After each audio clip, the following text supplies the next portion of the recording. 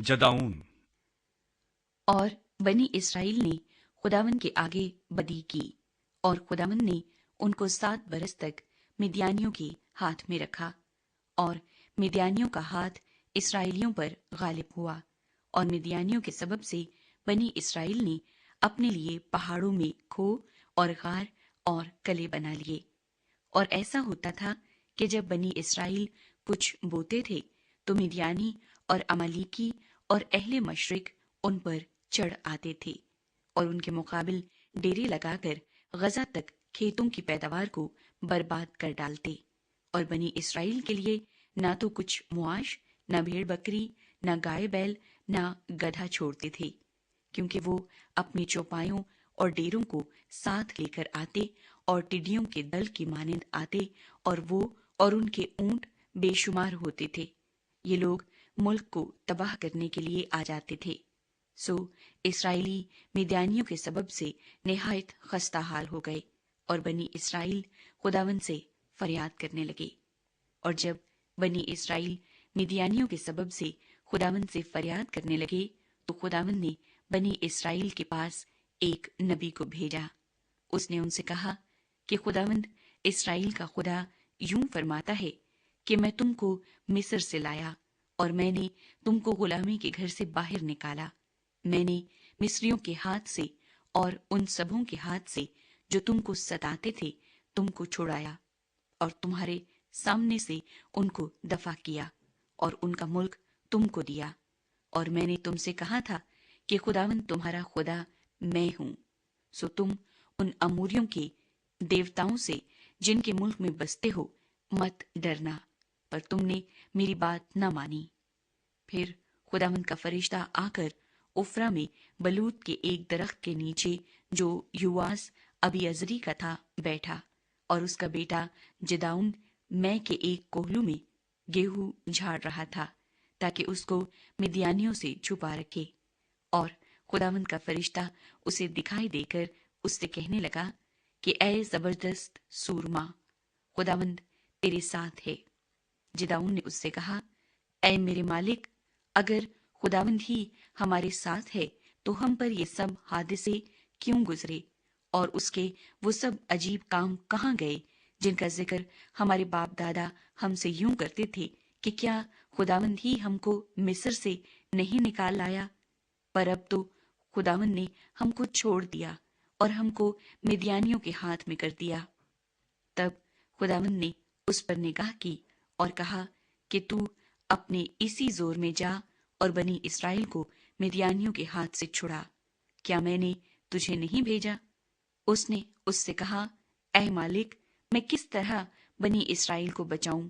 मेरा घराना मनस्सी में सबसे गरीब है और मैं अपने बाप के घर में सबसे छोटा हूं। खुदावंद ने उससे कहा, मैं जरूर तेरे साथ होऊंगा और तू मिद्यानियों को ऐसा मार लेगा जैसे एक आदमी को। तब उसने उससे कहा कि अब अगर मुझ पर तेरे करम की नजर हुई है तो इसका मुझे कोई निशान दिखा कि मुझसे तू ही बातें करता है, और मैं तेरी मिन्नत करता हूं कि तू यहां से ना जा जब तक मैं तेरे पास फिर न आऊं और अपना हदिया निकाल कर तेरे आगे न रखूं। उसने कहा कि जब तक तू फिर आ न जाए मैं ठहरा रहूंगा। तब जिदाऊन ने जाकर बकरी का एक बच्चा और 1 एफा आटे की फतीरी रोटियां तैयार की और गोश्त को एक टोकरी में और शोरबा एक हांडी में डालकर उसके पास बलूत के दरख्त के नीचे लाकर गुजराना। तब खुदावंद के फरिश्ते ने उसे कहा, इस गोश्त और फतीरी रोटियों को ले जाकर उस चट्टान पर रख और शोरबे को उंडेल दे। उसने वैसा ही किया।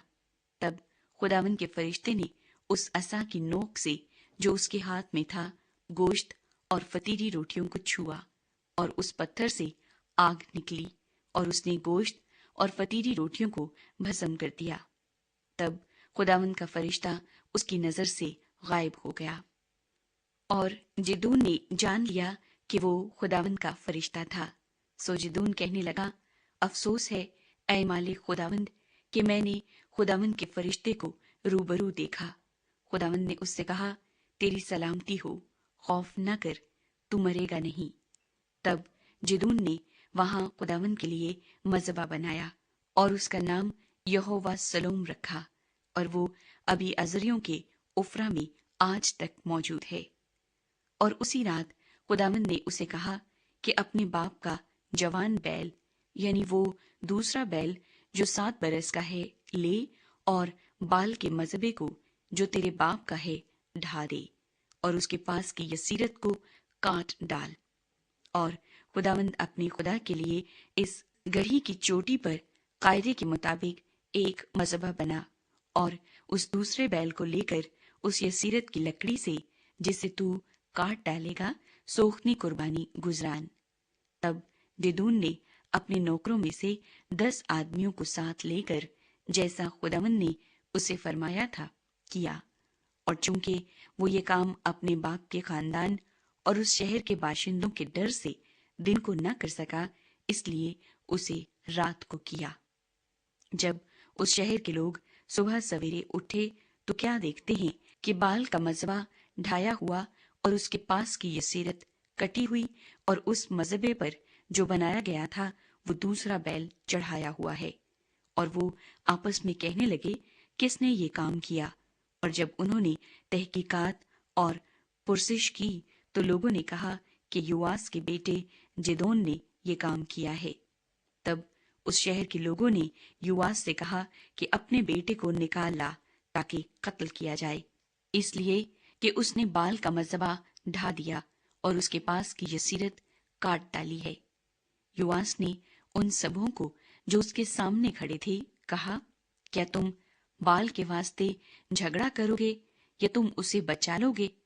جو کوئی اس کی طرف سے جھگڑا کرے وہ اسی صبح مارا جائے۔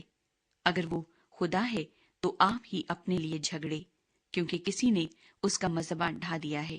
اس لیے اس نے اس دن جدون کا نام یہ کہہ کر یربال رکھا کہ بال آپ اس سے جھگڑ لے، اس لیے کہ اس نے اس کا مذبح ڈھا دیا ہے۔ تب سب مدیانی اور امالیکی اور اہل مشرق اکٹھے ہوئے اور پار ہو کر یزریل کی وادی میں انہوں نے ڈیرا کیا۔ تب خداوند کی روح جدون پر نازل ہوئی، سو اس نے نرسنگا پھونکا اور ابی ازر کے لوگ اس کی پیروی میں اکٹھے ہوئے۔ پھر اس نے سارے منسی کے پاس قاصد بھیجے، سو وہ بھی اس کی پیروی میں فراہم ہوئے، اور اس نے آشر اور زبولون اور نفتالی کے پاس بھی قاصد روانہ کیے، سو وہ ان کے استقبال کو آئے۔ تب جدون نے خدا سے کہا کہ اگر تو اپنے قول کے مطابق میرے ہاتھ کے وسیلے سے بنی اسرائیل کو رہائی دینی چاہتا ہے تو دیکھ، میں بھیڑ کی اون کھلیہان میں رکھ دوں گا، سو اگر اوس فقط اون ہی پر پڑے اور آس پاس کی زمین سب سوکھی رہے تو میں جان لوں گا کہ تو اپنے قول کے مطابق بنی اسرائیل کو میرے ہاتھوں کے وسیلے سے رہائی بخشے گا۔ اور ایسا ہی ہوا، کیونکہ وہ صبح کو جو سویرے اٹھا اور اس اون کو دبایا اور اون میں سے اوس نچوڑی تو پیالہ بھر پانی نکلا۔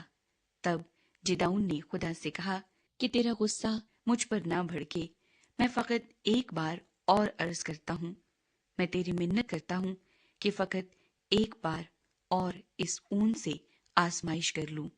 اب صرف اون ہی اون خشک رہے اور آس پاس کی سب زمین پر اوس پڑے۔ سو خدا نے اس رات ایسا ہی کیا، کیونکہ فقط اون ہی خشک رہی اور ساری زمین پر اوس پڑی۔ جدعون مدیانیوں کو